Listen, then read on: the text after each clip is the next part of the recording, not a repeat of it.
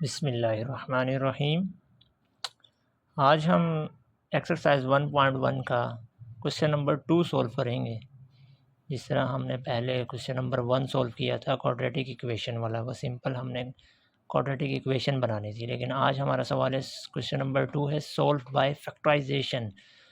Quadratic equation को हमने factorisation की मदद से सॉल्व करना है। ठीक है, तो सबसे पहला काम हमारा क्या होगा कि हम चेक करेंगे कि ये आई हमारे पास क्वाड्रेटिक इक्वेशन है या नहीं। अगर नहीं होगी तो हम इसे क्वाड्रेटिक इक्वेशन बनाएंगे। तो सबसे पहले हमारा क्या काम होगा कि हम चेक करेंगे। तो हम चेक कैसे करेंगे? हमारे पास कंपेयर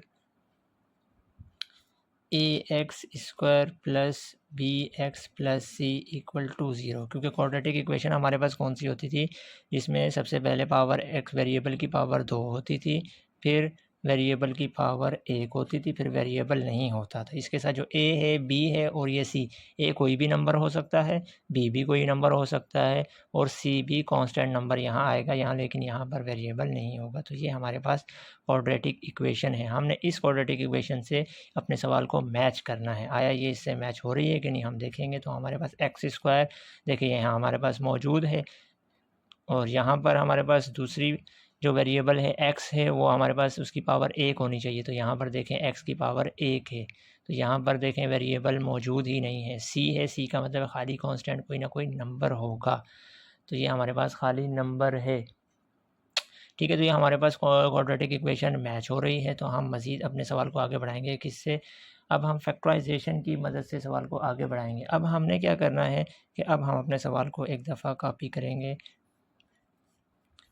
अब हम इसको फैक्टराइजेशन की मदद से किस तरह सॉल्व करेंगे? फैक्टराइजेशन की मदद से इस तरह सॉल्व करते हैं कि हमारे पास ये जो 21 आखिर वाला नंबर होता है -21 और ये x की पावर 2 वाला जिसका जो कोफिशिएंट होगा, उसको हमने मल्टीप्लाई करवाना था। इसका कोफिशिएंट हमारे पास 1 है और इसका हमारे पास ये है -20। तो -20 को जब हम मल्टीप्लाई करेंगे 1 से तो बन जाएगा -20। अब हमें दो नंबर ऐसे लेने हैं जिसको मल्टीप्लाई करवाने से, उन दो नंबरों को मल्टीप्लाई करवाने से ये -20 आ जाए, जो हमारे पास इसको और इसको मल्टीप्लाई करवाने से आया है -20। ठीक है, तो ये नंबर हमें चाहिए। दोनों नंबर हमने ऐसे ढूंढने हैं जिनको मल्टीप्लाई करवाने से -20 आ जाए और वही दो नंबर को आपस में प्लस या माइनस करवाने से ये -1 आ जाए, यानी कि माइनस का x चाहिए। तो x के साथ हमारे पास इसका कोफिशिएंट हमारे पास 1 होता है, तो माइनस का 1 चाहिए। तो अब हम दो नंबर ऐसे ढूंढेंगे कि कौन से हो सकते हैं। तो अगर हम अपने पास माइनस का 5x और प्लस का 4x, तो ये हमारे पास दो नंबर हैं।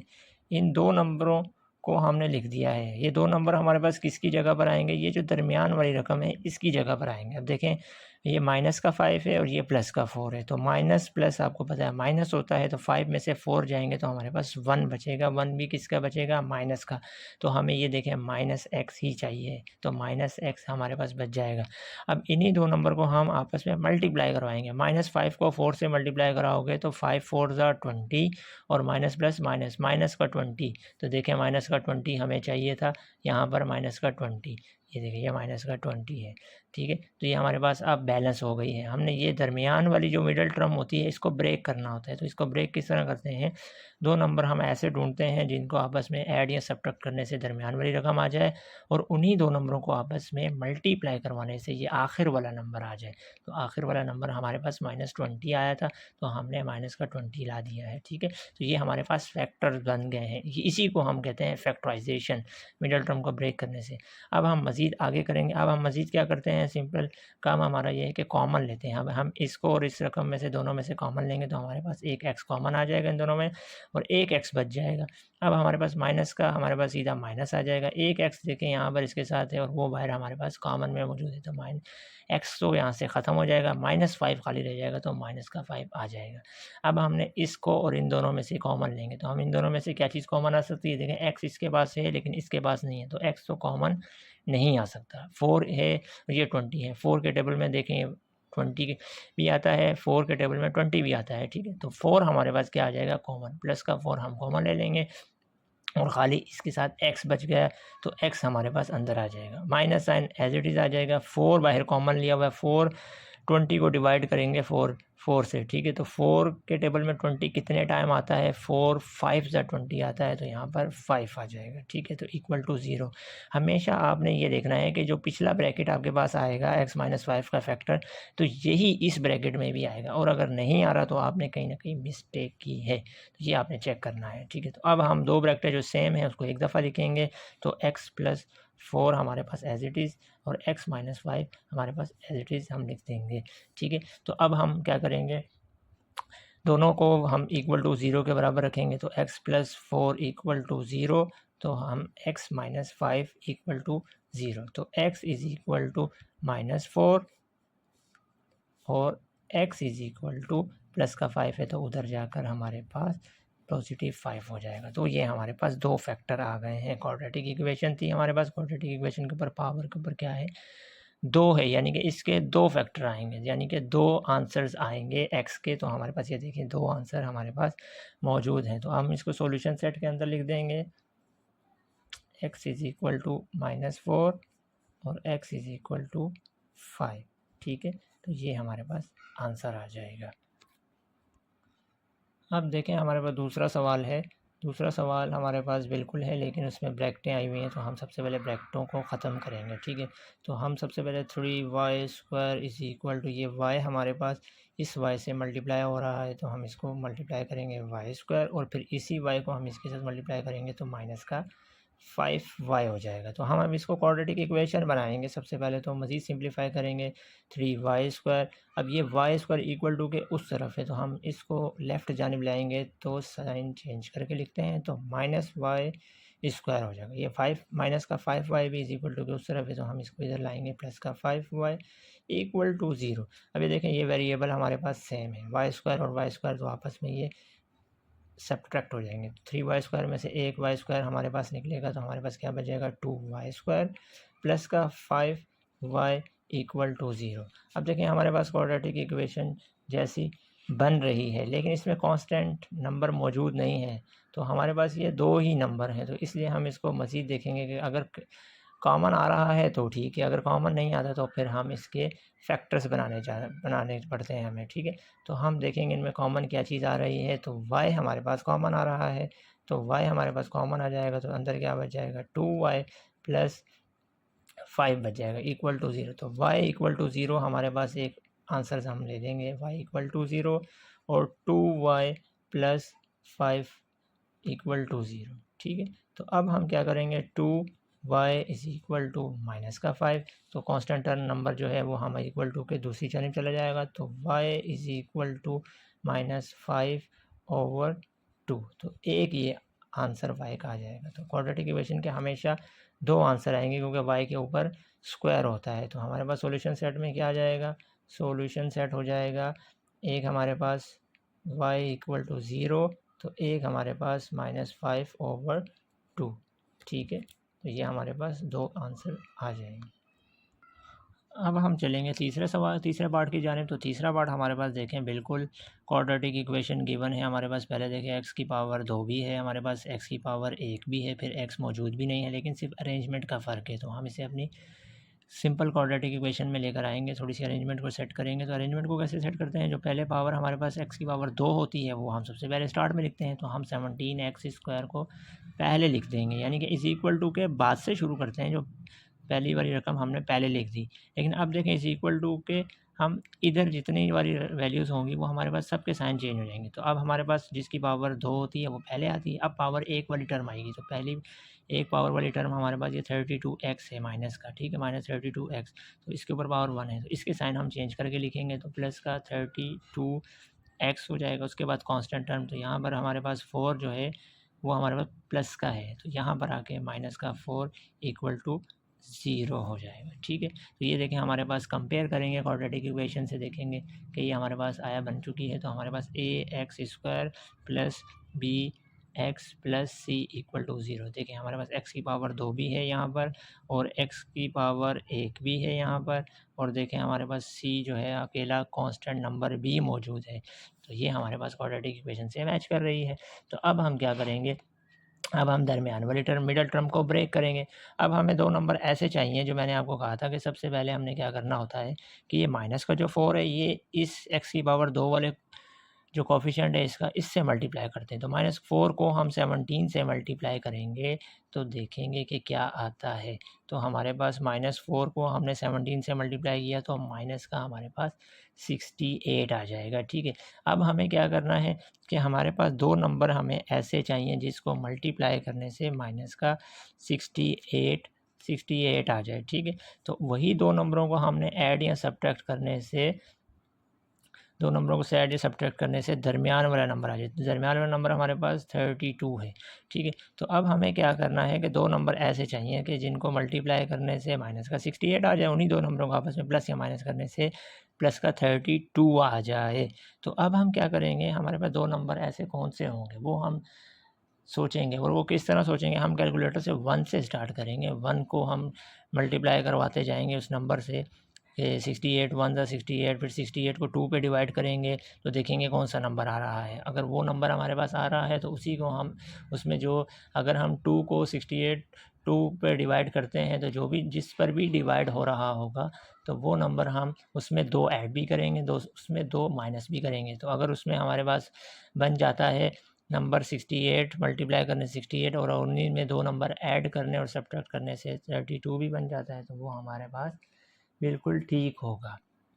तो अब हम क्या करेंगे, हम करते-करते हम इस तरह चलते जाएँगे तो देखेंगे। तो अगर हम 68 लेकर आना है 2 नंबरों को ऐसे मल्टीप्लाई करने से तो हमारे पास वो नंबर 34 और 2 हो सकता है। अगर हम 34 को 2 से मल्टीप्लाई करवा दें, 34 को 2 से मल्टीप्लाई करवा दें तो हमारे पास 68 आता है, ठीक है। तो लेकिन हमारे पास माइनस का 68 चाहिए, यानी कि इन दोनों नंबरों में से किसी न किसी एक के साथ माइनस साइन ज़रूर लगाना है, ठीक है। तभी हमारे पास जवाब माइनस में आएगा। फिर हम नीचे की तरफ देखेंगे कि हमारे पास 2 नंबरों को आपस में ऐड या सब्ट्रैक्ट करने से जो नंबर आ रहा है वो किस में चाहिए, वो हमारे पास पॉजिटिव नंबर चाहिए, यानी कि 32 हमारे पास प्लस का होना चाहिए। यानी कि सिंपल हो जाएगा कि हमारे पास बड़ी रकम के साथ जो भी साइन होगा वो हमारे पास प्लस का साइन लगाना है ताकि हमारे पास जो जवाब है वो प्लस का आ जाए। यानी कि 34 के साथ हम प्लस लगाएँगे और 2 के साथ हम माइनस लगा देंगे ताकि 34 2 सा हमारे पास क्या हो जाएगा 68 माइनस का 68 हो जाएगा, क्योंकि प्लस माइनस माइनस 68, और हमारे पास यही 2 नंबर हो जाएंगे 34 और 2, और 34 हमारे पास क्या हो जाएगा माइनस। तो 34 में से 2 माइनस करेंगे तो हमारे पास 32 बच जाएगा। 32 किसका होगा, वो हमारे पास प्लस का होगा क्योंकि बड़ी रकम के साथ साइन प्लस है। तो क्या है, तो हमारे पास वो 34 और 2, तो हमने इस तरफ तो 20x², इसके ऊपर कोई नहीं है। सारी चेंजिंग जो नंबर सोचने हैं वो दरमियान वाली रकम पे आएंगे। हमारे पास प्लस का 32x भी हो जाएगा, उसके बाद माइनस का 2x भी हो जाएगा, और -4 = 0, ये एज इट इज़ आ जाएगा, ठीक है। अब बात आपको समझ में यकीनन आ गई होगी। तो ये हमारे पास 2 नंबर ऐसे थे, सॉरी 32 नहीं 34, 34, ठीक है। 34 माइनस 2x माइनस 4 = 0। तो अब हम क्या करेंगे, कॉमन लेंगे। तो इन दोनों में से देखेंगे कॉमन क्या आ रहा है। तो 17 के टेबल में देखें दोनों आते हैं, तो 17 हमारे पास कॉमन आ जाएगा, यानी कि 17 एक्स भी कॉमन आएगा क्योंकि दोनों के पास एक्स भी मौजूद है। तो यहाँ पर 17 और एक्स कॉमन आ गया, तो एक्स के ऊपर 2 था तो एक एक्स हमारे पास मज़ीद बच चुका है, तो वो एक एक्स आ जाएगा, प्लस एज इट इज़ आ जाएगा। अब 13 को हमने 17 को सॉरी 34 पे हमने डिवाइड करना है, तो 17 के टेबल में 2 टाइम 34 आता है, तो 2 हमारे पास यहाँ कॉमन आ जाएगा। एक्स हमारे पास चूँकि बाहर हमने कॉमन लिया हुआ है तो एक्स से एक्स कैंसिल हो जाएगा, तो ये हमारे पास as it is bracket close हो जाएगी, ठीक है। अब हमने इन दोनों में से भी कॉमन लेना है, तो इन दोनों में सबसे पहले तो माइनस आ जाएगा कॉमन, उसके बाद 2 हमारे पास कॉमन आ सकता है क्योंकि 2 और 4 दोनों एक टेबल में आते हैं 2 के, तो माइनस का 2 कॉमन आ जाएगा तो एक्स आ जाएगा। बाहर साइन माइनस का हो तो अंदर वाला साइन वैसे ही बदल जाता है, और अगर आप इस तरह से नहीं याद रख सकते तो माइनस और ये माइनस हमारे पास प्लस हो जाएगा, ठीक है। तो हमारे पास यहाँ पर एक्स प्लस आ जाएगा। अब 2 को डिवाइड करना है 4 पे, तो 4 2 2 टाइम्स जो है ना 4 आता है, तो 2 हमारे पास यहाँ पर कॉमन आ जाएगा, ठीक है। तो देखें ये हमारे पास ये ब्रैकेट और ये ब्रैकेट बिल्कुल सेम आया है, तो ये हमेशा सेम आएगा। अगर नहीं आ रहा तो कहीं ना कहीं आपने मिस्टेक्स की हैं। तो 17x माइनस 2 और x प्लस 2 आपने एक दफ़ा लिख लेना है, ठीक है। अब हमने क्या करना है, इनको ज़ीरो के इक्वल कर देना है, तो 17x माइनस 2 इक्वल टू 0, तो x प्लस 2 इक्वल टू 0। तो अब क्या करेंगे, हम इक्वल टू 0 कर दिया है तो हम कांस्टेंट नंबर को अलग कर देते हैं। 17x is equal to minus का 2 था, वहाँ जाकर हमारे पास पॉजिटिव 2 हो जाएगा।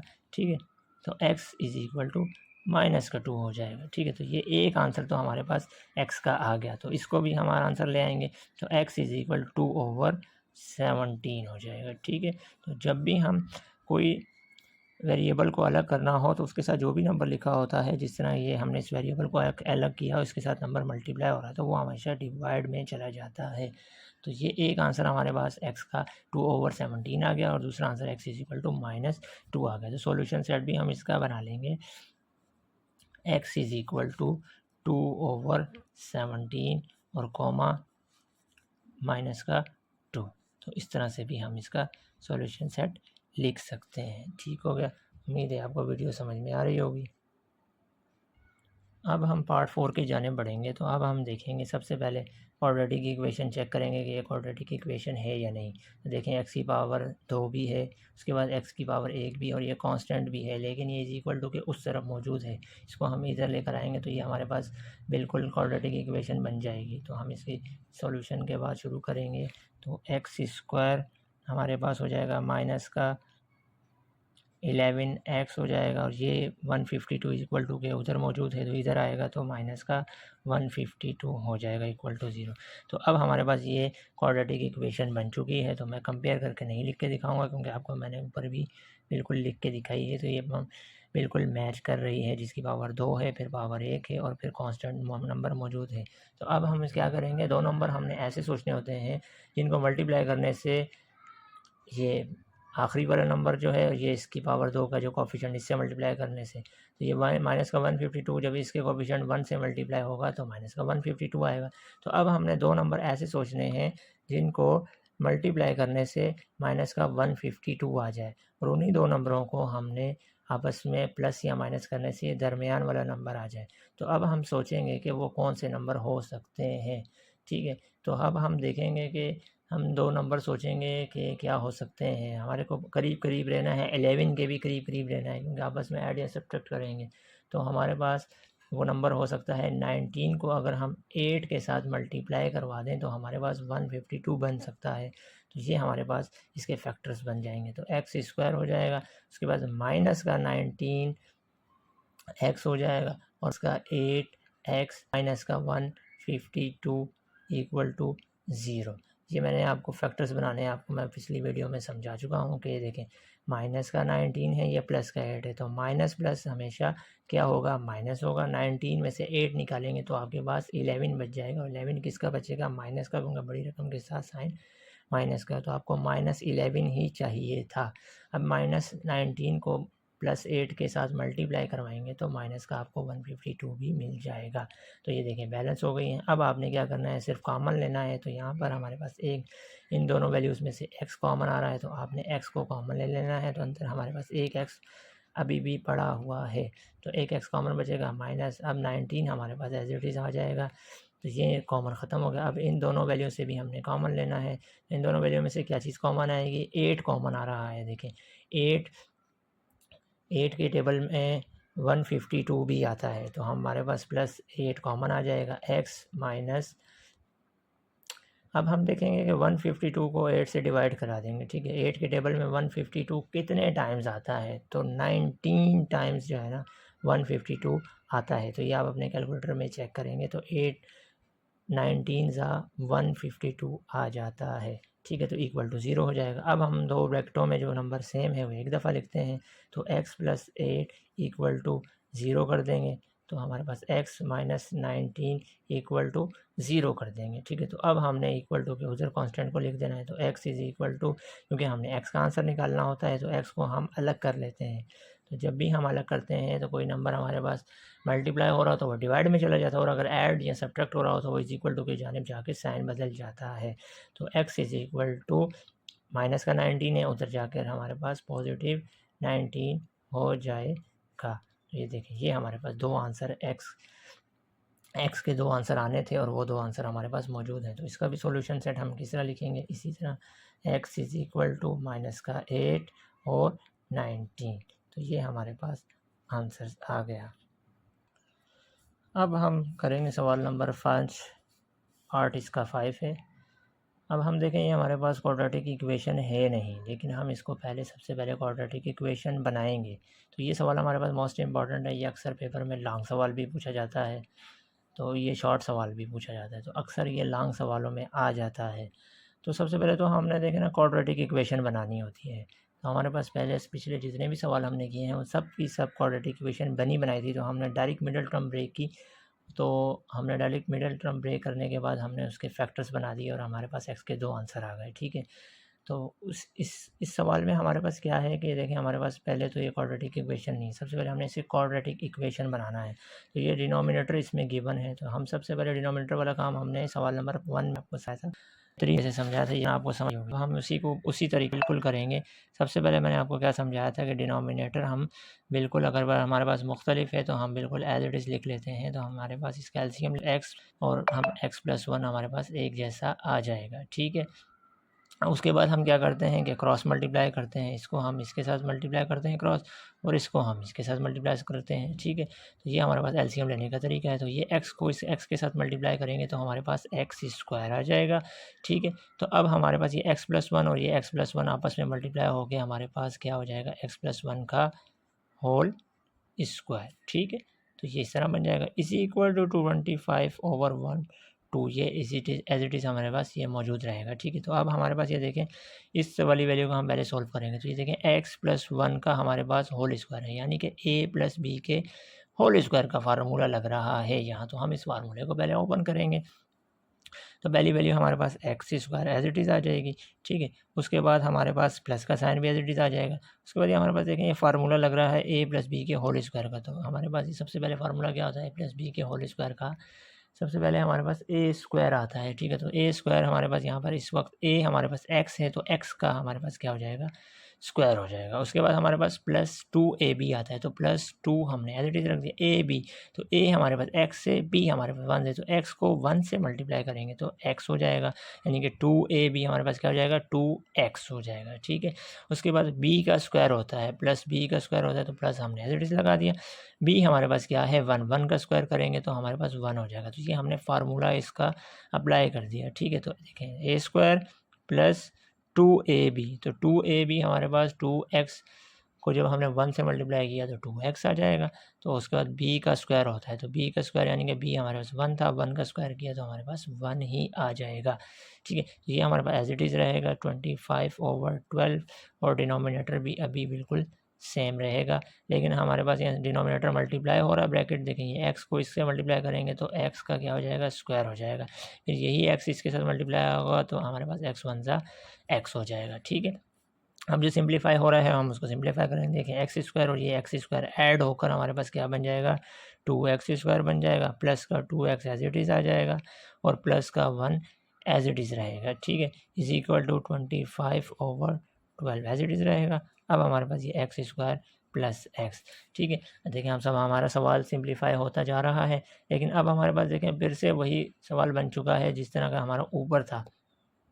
फिर से हम क्या करेंगे एलसीएम लेंगे क्रॉस मल्टीप्लाई करके, ये देखिए इसको क्रॉस मल्टीप्लाई इससे करेंगे, इसको क्रॉस मल्टीप्लाई इसके साथ करेंगे। तो जब हम x² को इस 25 के साथ मल्टीप्लाई करेंगे तो हमारे पास क्या आ जाएगा 25x²।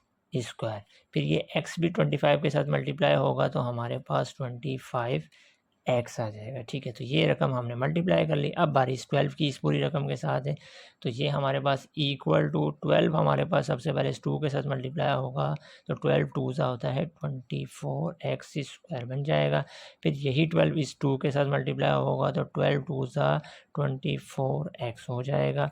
ठीक है, यही 12 इस 1 के साथ मल्टीप्लाई होगा तो 12 1 सा 12 भी हो जाएगा। ठीक है, अब सारी रकमें हमने क्या करनी है इज इक्वल टू के इस तरफ करके इक्वल टू 0 करना है सारी वैल्यू को। तो 25 हमारे पास एज इट इज़ मौजूद रहेगा x²।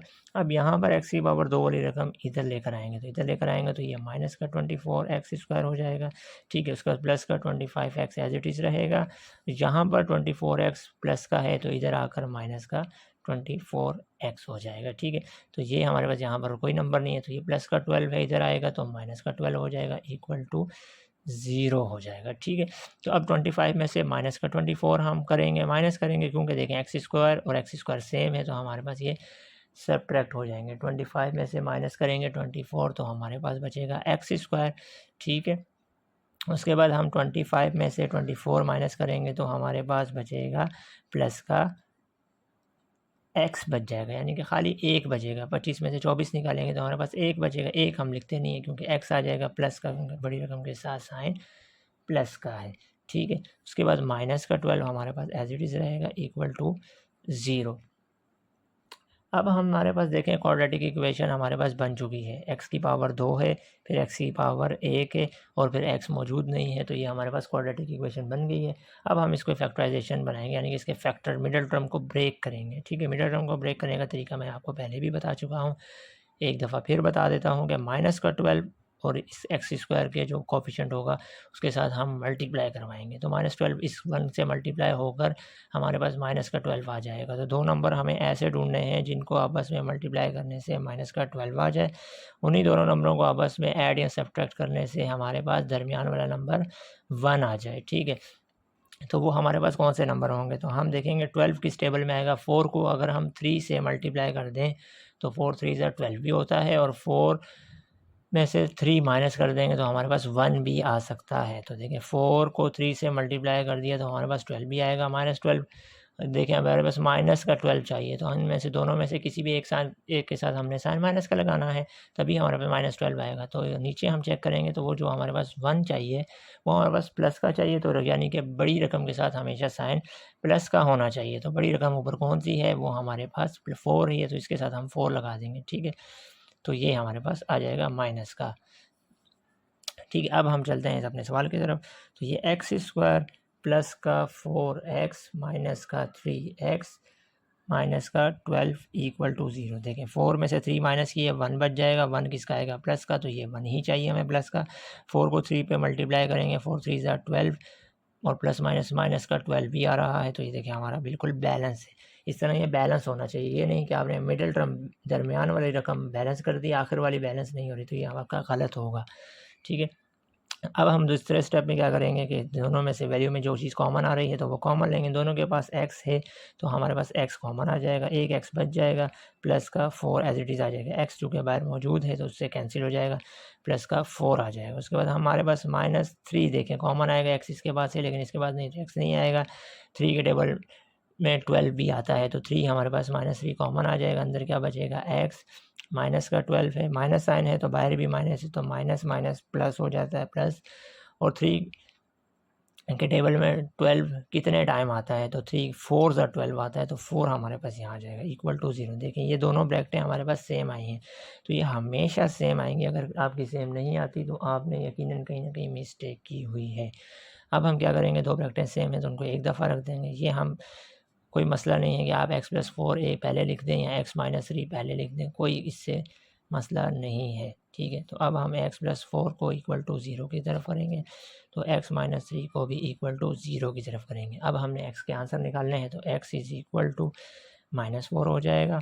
ठीक है, तो x इज़ इक्वल टू +3 हो जाएगा, क्योंकि यहाँ पर माइनस का 3 है तो वहाँ जाकर प्लस का 3 हो जाएगा। तो अब हम सॉल्यूशन सेट इसके लिख सकते हैं।